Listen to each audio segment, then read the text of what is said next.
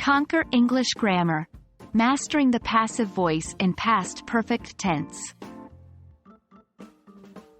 Hello, language enthusiasts. Today, we are going to dive into the fascinating world of English grammar. Specifically, we are going to focus on passive voice in past perfect tense, with a special focus on how to use by to introduce the agent. Ready to boost your English skills? Let's get started. To understand the passive voice in past perfect tense, you first need to know what makes a sentence in past perfect tense.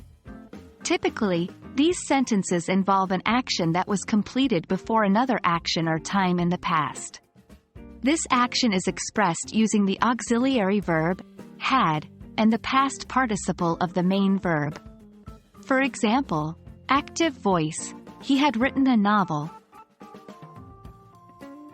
To make this sentence passive, we switch the places of the object and the subject, and use by to introduce the agent. Passive voice, a novel had been written by him. The main actor, in this case, him, is introduced by, thus giving us a passive construction. The preposition by is instrumental when transforming sentences from active voice to passive voice. In passive sentences, by is used to introduce the doer of the action, known as the agent.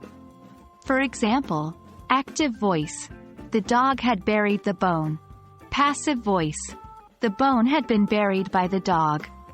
As you can see, by is used before the dog, making the dog the agent of the action.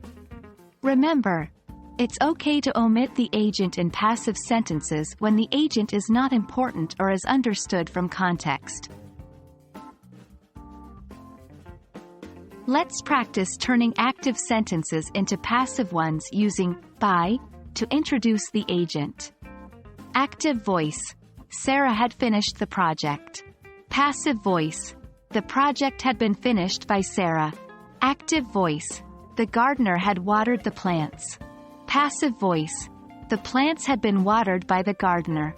Remember, in each case, the past participle of the main verb is used and the auxiliary verb, had been, is added to form the passive voice in past perfect tense.